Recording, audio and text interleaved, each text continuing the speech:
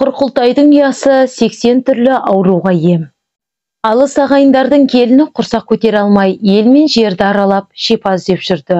Отасқанына 10 жылға жақын уақыт болған ерлі-зайыптылардың жаратқаннан бір шақалақ сұрап, табан тоздырғанына бәріміз іштей алаңдап, тілекші болдық.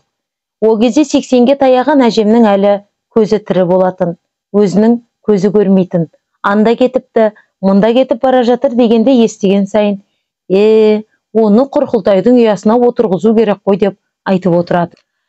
Бірде ойын баласы інім қора артына қой жайып жүріп, әлгі құстың ұясын тауып алыпты. Басында біз оның Құрқылтайдың ұясы екендігін білген жоқпыз. Анамызға жүгіріп келген інім, мынадай бірдеңе тауып алдым, ерекше зат екен, қарап көріңізші деді. Мұны көрген анам қуанып кетті. Әжем келінін шақырып, ырым етіп, ұяға отырғызды. Арада аз уақыт өткенде сол жұбайлар бала сүйіп, ұрпақ өрбітті. Әжем өзі жасаған емнің арқасы деп үнемі айтып отыратын. Мен де оның емдік қасиеті туралы көп сұрастырып, біраз мәлімет жинақтадым. Құрқылтай бұл қасиетті де киелі құс. Құрқылтайдың ұясы 80 түрлі ауруға ем болады. Радикулит, цистит, қуықтағы грыжа, сүйек сырқырауы, буынның сырқырап қақсауы, тамырлардың ісінуі, бүйрек аурулары, ревматизм, жыныс жолдарының суықтауы, жатырдағы түрлі аурулар, простатит, аденома, бедеулік, белсіздік, құрсақ көтермеу сияқты көптеген ауруларға ем. Және де бұл емді кез келген адам үй жағдайында қолдана алады, ешқандай қиындығы да жоқ. Тек ұяның бұлауына кешке жатар алдында түскен жөн.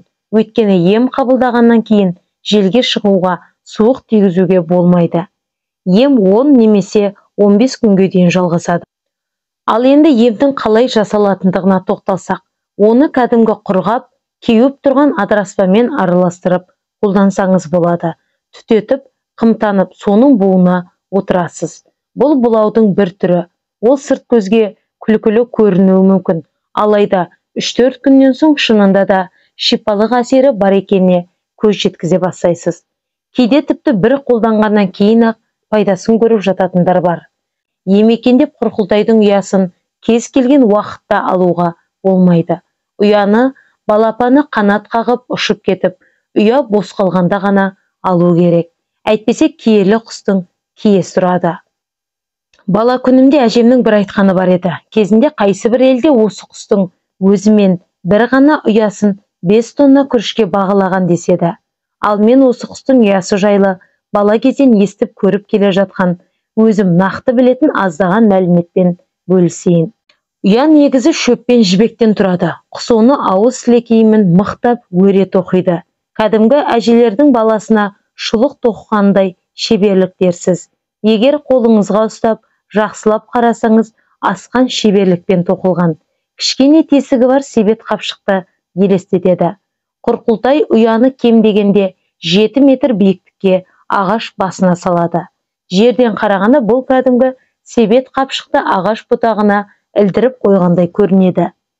Алайда қанша күшті жел, нөсер жауын, боран болса да ұя сол қалпы тұра береді. Үзіліп жерге түспейді. Не желмен ұшып, жоғалып та кетпейді. Өйткені ұясын тоқығанда жібекті ағаштың бұтағына мықтап байлап тастайды. Ұяның негізгі емдік пайдасы Құрқылтайдың ауыз сілекейінде. Тағы да айта кететін жайт, құс ұясын салуға жақын маңдағы ауыл үйлерін аңдиды екен.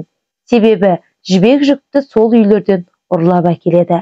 Жібектен басқа мақтадан немесе синтетикадан жасалған маталарға тиіспейді. Міне, сол үшін болса керек, ұясын адамдарға пайдалануға қалдырады дейді. Құрқылтай ұясының ерекшелігі адамзаттың арқасында ұя соғып, балапаны ұшқан соң сол ұяны сол адамзатқа емге деп тастап кетеді. Тап осы күні біздің елде бұл құс өңірдегі тоғайларда көп кездеседі. Дайындаған Назерке Бақыран.